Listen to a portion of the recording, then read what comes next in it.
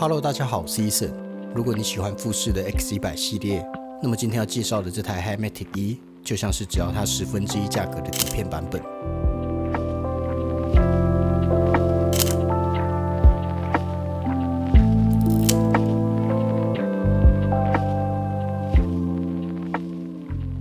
我个人是在2018年左右接触到底片摄影，在最着迷的时期，手上大概有10几台不同形态与年代的单眼、旁轴与傻瓜相机。而这些相机随着时间过去，有些转卖，有些送人，也有一些因为严重老化而被迫淘汰。在这个来来去去的过程中，Minolta 的 Himatic E 却一直留在我身边。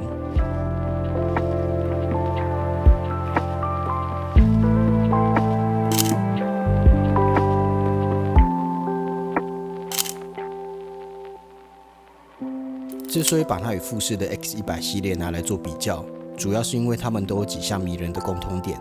首先当然是经典的文青旁轴造型，即使不拿来拍照，单纯的戴在身上或是摆在办公桌，也是一项好看的配件与装饰。其次就是接近人眼焦段的固定镜头，很适合日常记录与街拍，而靠着大光圈，即使在室内不开闪灯也能有不错的表现。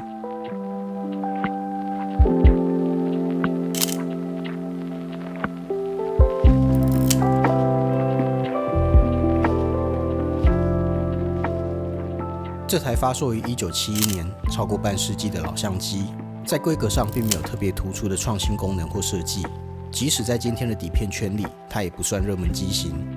因此，目前在二手市场上的价格相当亲民，大概3-4千台币就能找到能够正常运作的品项。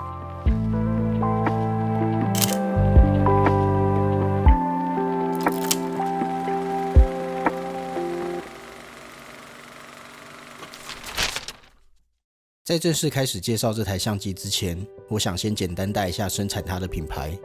虽然现在已经几乎听不到 Minolta 这个名号了，但在其鼎盛的60年代到80年代，它曾经是足以与 Canon、Nikon 并列3强的相机品牌之一。Minolta 成立于1928年，一开始是以仿制德国相机起步，但也逐渐发展出属于自己的技术与理念。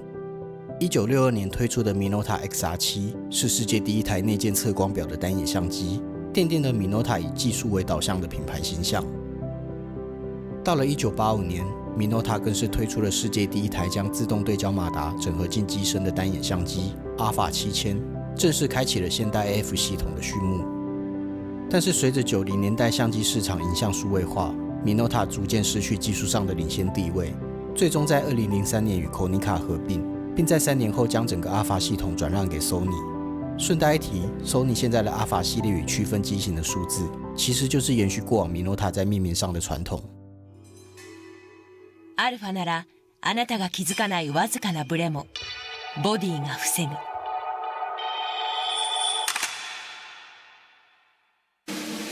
あなたのデジタル一眼、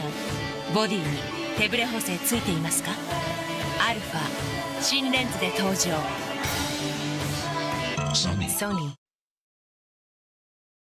我一直留着 Himatic E 的第一个原因其实很单纯，就是好看。机身的长宽分别为124毫米与77毫米，这个尺寸完美符合黄金比例，视觉感受相当稳定和谐。560公克的重量既不会过于负担，在把玩手感上也很舒服。外形采用旁轴相机经典的三明治结构，扎实的金属上下盖与中段蒙皮，提供优秀的机身质感。机顶的布局虽然稍微松散一点，但这也是老相机的体弧位之一，充分反映了70年代以功能为取向的工业设计风格。全机使用平直、内敛的线条去呈现，除了代表电子的E字金属名牌外，没有其他多余的装饰。小巧的镜头却蕴含着迷人的 f1.7 大光圈，是造型上的一大亮点。同时将测光功能与底片 ISO 调整环都整合在镜头上，维持了简洁紧凑的体积。即使是以现代的眼光来评判，也依然相当耐看，丝毫不会觉得过时。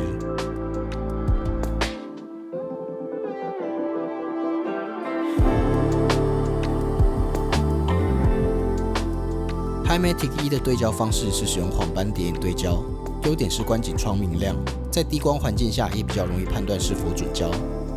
但这类老相机的黄斑通常都有老化变淡的现象，像我手上这一台，大概就只剩下约一半左右的清晰度。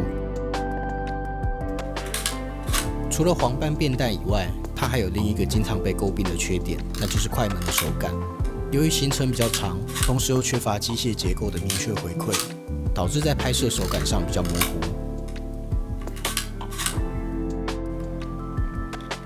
另外，原厂指定的电池是一款型号为 NR52 的水银电池。由于已经停产多年，所以目前大多是以 SR44 纽扣电池搭配转接套筒去替代。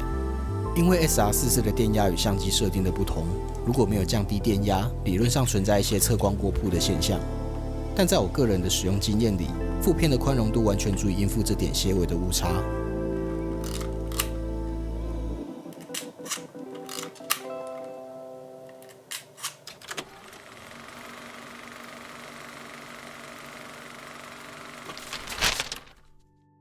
Himatic 1的镜头焦段是看时有点特殊的40毫米，而不是现在大家比较常见的28、35或50毫米这些标准焦段。但在底片时代，采用这个焦段的旁轴相机其实并不少，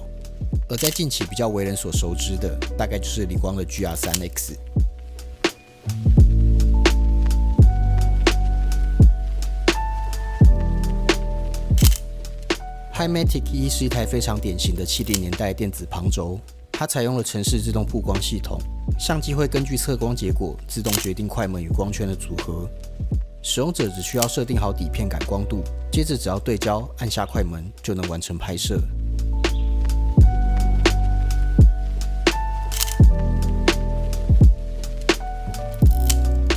我喜欢它的另一个原因，就是它依然保留了手动对焦与手动过片这两项底片摄影的核心仪式，既能享有电子的便利性，也能充分体验到操作器材的乐趣，是一台非常适合底片新手尝试的好选择。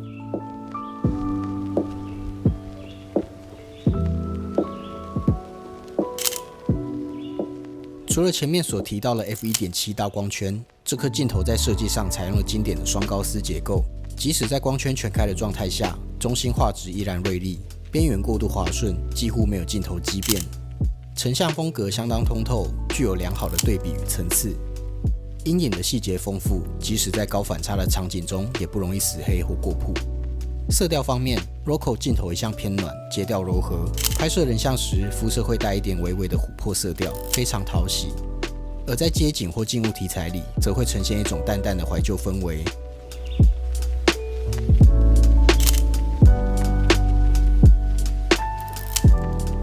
这颗镜头的画质并不会让人觉得锐利到过于冷酷，更像是带着一层薄雾的冬日暖阳，柔和却不模糊，干净却不生硬。那种柔中带锐的质感，是我认为这台相机最迷人的特色。也有许多硬核玩家特地将这颗镜头拆下来，改装成不同的相机接口，就是对它最大的肯定。甚至可以说，我现在会这么喜欢40毫米这个焦段，就是受到这台相机的影响。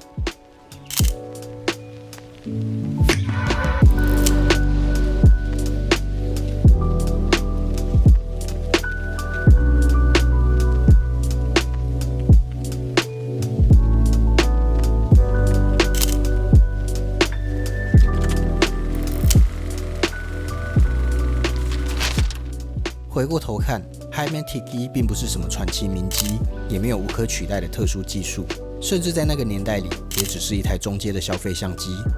但我想，正是因为这样，它才有一种朴实亲切的气质，不需要懂太多的设定，也没有太高的技术门槛，只要拿起它对焦、构图，并按下快门，就能充分体验到光线被捕捉到手中的实感。以上就是本次影片的所有内容，希望我的介绍能让你也感受到这台小相机的魅力。最后，还没有订阅的朋友们也请记得按下订阅键。我是 Eason，我们下次再见，拜拜。